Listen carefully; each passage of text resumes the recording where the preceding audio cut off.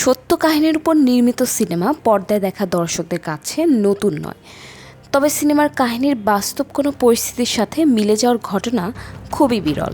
ঠিক তেমনই এক চাঞ্চল্যকর ঘটনা ঘটেছে জনপ্রিয় ওয়েব সিরিজ জ্যাক রায়ানকে কেন্দ্র করে। 6 বছর আগে মুক্তি পাওয়া জ্যাক রায়ান সিরিজটি এখন নেট দুনিয়ায় আলোচনায়।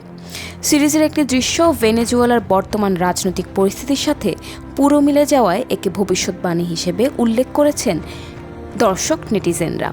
মূলত 2019 সালে অ্যামাজন প্রাইম ভিডিওতে প্রকাশ পায় জ্যাক রায়ানের দ্বিতীয় সিজন, যেখানে অভিনেতা জন ক্রাসিনস্কি সিআইএ বিশ্লেষক জ্যাক রায়ানের চরিত্রে অভিনয় করেন।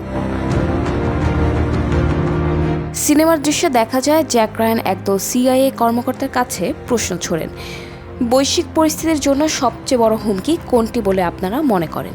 একজন উত্তর দেন নিশ্চিতভাবে রাশিয়া। এরপর জ্যাক রায়ান প্রশ্ন করেন আর কে? উত্তরে শোনা যায় চীন। জবাবে জ্যাক রায়ান উত্তর দেন এটাও ভালো উত্তর। এরপর সিআইএ বিশ্লেষক চরিত্র জ্যাক রায়ান বলেন, ভেনেজুয়েলাকে নিয়ে কেউ ভেবেছেন? ভেনেজুয়েলাই হতে পারে বিশ্বের অন্যতম বড় রাজনৈতিক সংকট, কারণ সৌদি আরব বা ইরানের চেয়েও বেশি তেল এবং আফ্রিকার সব খনি মিলিয়ে যত স্বর্ণ আছে তার চেয়েও বেশি খনিজ ভেনেজুয়েলায়। সিরিজে জ্যাক রায়ান আরও বলেন, এত সম্পদ থাকা সত্ত্বেও ভেনেজুয়েলা একটি ব্যর্থ রাষ্ট্রে পরিণত হতে যাচ্ছে।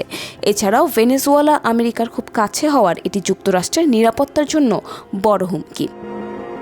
উল্লেখ্য, গত শনিবার 3 জানুয়ারি মার্কিন প্রেসিডেন্ট ডোনাল্ড ট্রাম্প ভেনেজুয়েলার সামরিক অভিযান চালিয়ে সে দেশের প্রেসিডেন্ট নিকোলাস মাদুরো ও তার স্ত্রীকে আটক করেন।